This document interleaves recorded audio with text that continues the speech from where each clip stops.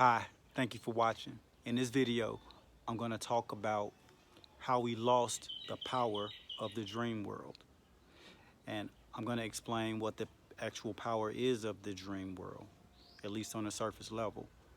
And lastly, I'm going to explain and talk about how you can reconnect back to the dream world in an effort to gain the full power that we once had. So let's begin. So, in contemporary society, we have been trained and conditioned over time, because back in the past, dream world was very important and they understood the full extent of the power that the dream world had. But we've been conditioned so much in present times, in modern day, to outsource the dream world through religion, through science, through recreation, things like this. And through that outsourcing, this huge responsibility, it should be your responsibility. Dream world is a type of spirituality, and a lot of people feel that they have to outsource their spirituality because they feel they can't do it themselves, maybe. I'm not sure. But in talking about the dream world, it's similar. It works the same way. It's one thing that you probably don't want to outsource because of how powerful it is. But through this outsourcing, the power of the dream world and all that it offers got diluted, and is getting more and more diluted as time goes on, as we go into the future. And the reason why it's becoming diluted is because of misunderstanding it. What the dream world has become is it has turned into, over time, as just something that is unnecessary or not needed, or something that you can just handle in your everyday day-to-day life just through regular conscious reasoning. But that's not true to an extent, and I'm going to explain why. Now, the dream world, here's why the dream world is important and why the dream world is a real thing. It's not something minuscule or irrelevant as it is portrayed to be nowadays. The dream world is important because the dream world is directly connected to the higher dimensions. Right now, we are in the third dimension. We operate in the third dimension, and everything we understand and see is through the lens of the third dimension.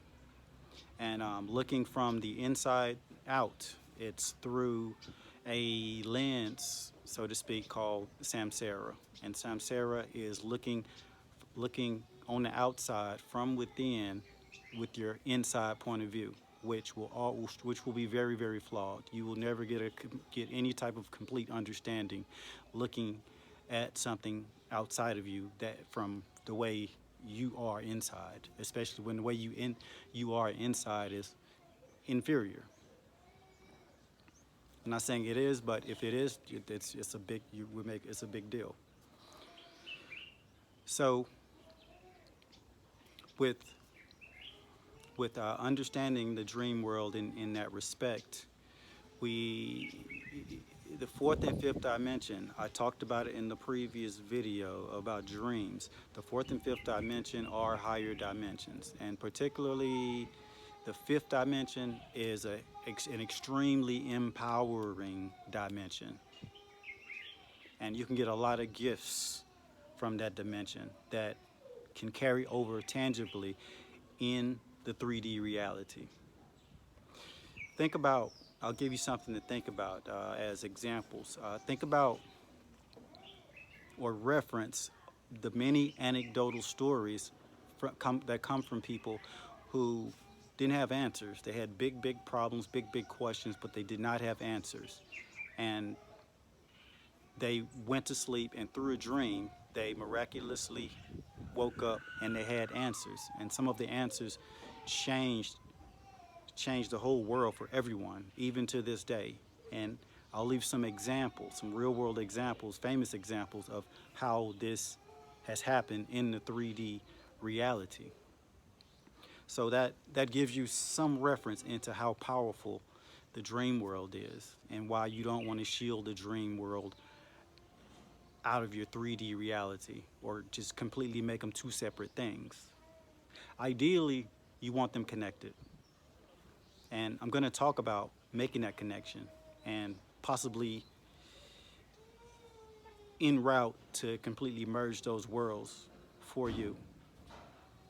Maybe not for everyone. A lot of us are asleep because the collective consciousness has basically been led to believe that the dream life and the dream world and paying attention and participating is not important anymore. And when you get the majority of the consciousnesses to start believing this, it starts becoming the collective consciousness. And when that happens, it grows and gains a lot of power over time. It starts becoming a reality. So the dream world literally starts to depower and devalue. So the power that it once had is, and it no longer has, is partially our fault, collectively. But individually, you can still tap into that power and gain some of it. But the true power comes in changing the collective consciousness because that really magnifies things and makes things far more powerful on just great magnitude and multiple type of a scale, uh, exponentially, so to speak, if we want to use terms like that.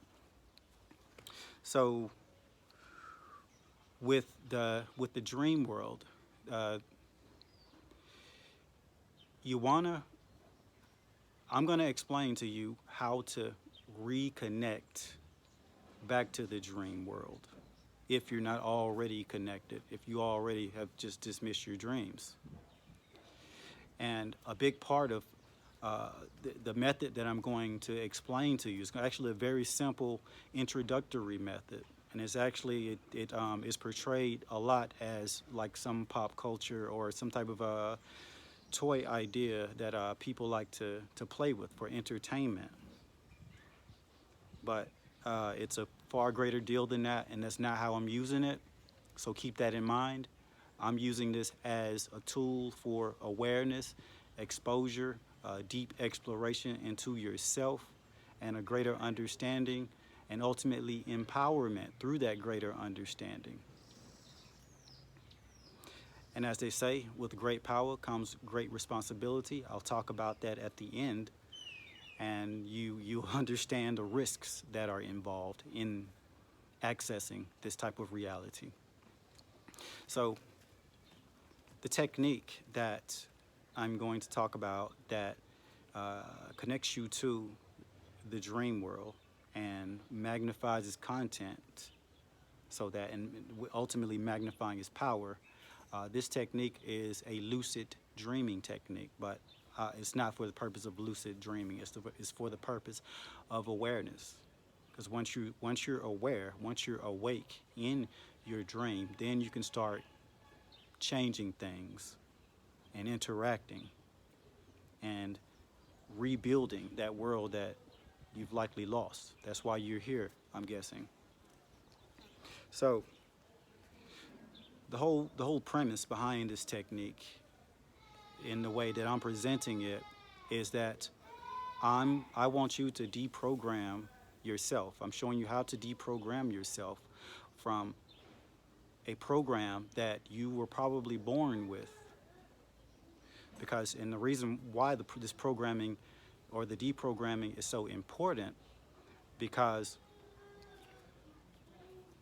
the more you believe and the more you picture something in your mind, it actually disappears in real life. It goes away in real life, and that's what has happened to the dream world.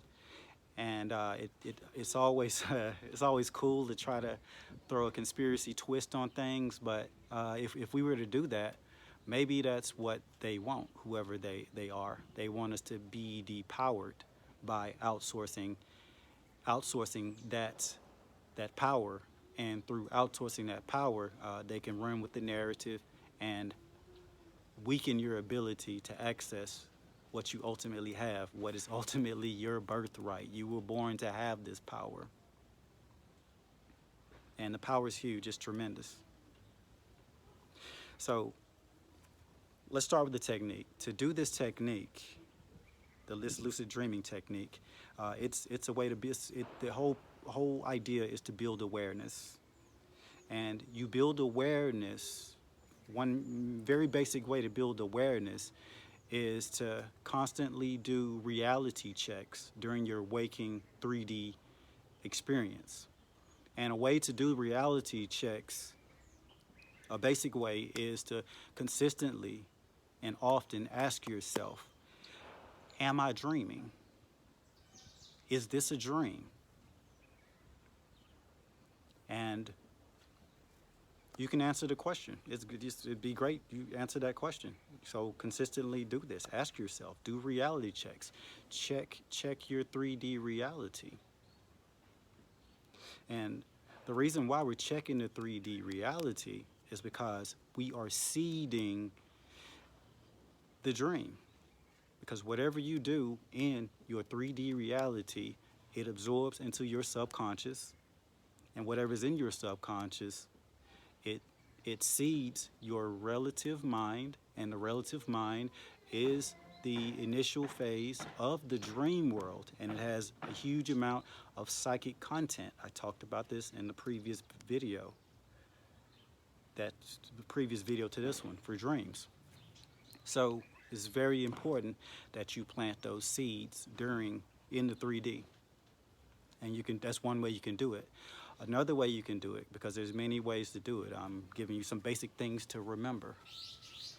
Another way you can do it is you should do this. You tell yourself, you say, I'm gonna dream tonight. I'm gonna dream every night. And I'm gonna be lucid in my dream. I'm gonna have control in my dream. I'm gonna be able to interact with my dream up on my own will, on my own terms. So you tell yourself this. And again, this gets absorbed into the subconscious, and it becomes you. It becomes your background programs. Another method you could use, and this is more physical, you can look at your hands. You can look at your hands. And if you look at my hands, these are nothing special, nothing different, but you know your own hands, and you know how many fingers you have. So, check your hands to see if they are, if you have 10 fingers, check and see if it's 10 fingers. And not 13 fingers or 3 fingers or something that's not what you have. So constantly check that, because in reality, that's gonna tend to be the same. But in the dream world, these things can vary dramatically. And you'll definitely know the status of your reality when you make this check or make these checks. Another thing you could do, you could just jump. you could jump up and down, jump up or down, and that will give you some information. It'll let you know if things are normal, abnormal, or unusual. And if they're unusual, then you'll have an idea that the reality is not the reality that you expect it to be, whatever you're expecting. And another thing you could do, another reality check that you could do. Well, yeah, when you do these reality checks, you want to, if you have trouble remembering, you can set alarms, set periodic alarms. Don't put yourself under any stress to do any of these things, because that could make alternate issues. You don't want this to be a stressful thing. So do this when you have time. Don't make time if you don't actually want to make time. You have to have a true interest in this, and that's a big part of this is intent. The power of intention. Now, Okay, before I go into the power of intention and why that's important, I should have talked about this prior to this. Uh, you want to you want to you want to, ideal times to do these things are like when you've been mentally preoccupied. You've been doing something that mentally preoccupies you. That's a good time to do a status check. Or when something unusual or different kind of happens, you can do the status check then. You know, is this a dream? Or you could do things to find out if it's a dream. Another thing you could do, you know, a real simple thing, you pinch yourself as hard as you can until you feel pain. If you never feel pain or something, things don't happen the way they should happen, then you'll know that your reality status isn't what you think it is. So those are it. Those are it. And what was I just talking about? What was I just talking about? So with these status checks and reality checks, what they do is they sink into your subconscious because you're doing things from the 3D, and because you're doing things from the 3D, we're seeding the subconscious from the 3D, and by seeding the conscious from the 3D, it makes these things it makes the 3D fertile. It makes your relative mind fertile, which is the first layer of your dream mind, and these things become real in the dream world, and they will be real on your 3D terms through samsara. Samsara is the Buddhist term of how we view things outside of us from our 3D reality. So that's that. So with so that's that. So the next stage, those things I just talked about, those are three level manifestation techniques. I've talked a lot about manifestation in other videos, and they will give you more reference into how this works. But it basically allows you to bring things into manifestation. Allows you to bring things that are in the higher plane, the mind plane, into lower planes of reality, and in a tangible way. So those things I just talked about are and three-level manifestation things are basically planting seeds and creating the opportunity. So now we're going to talk about things that are more sixth level. And the sixth level things are when you're actually in the dream. So when you're in the dream, you basically just repeat all those things that you did in the 3D reality. You repeat those things. And when you repeat those things, you do status checks, you do reality checks. And since you're inside of the dream world, the dream world's gonna react to those situations, those actions very differently from the way they did in the 3D. And that's gonna let you know where you are. That's gonna give you the status of your reality.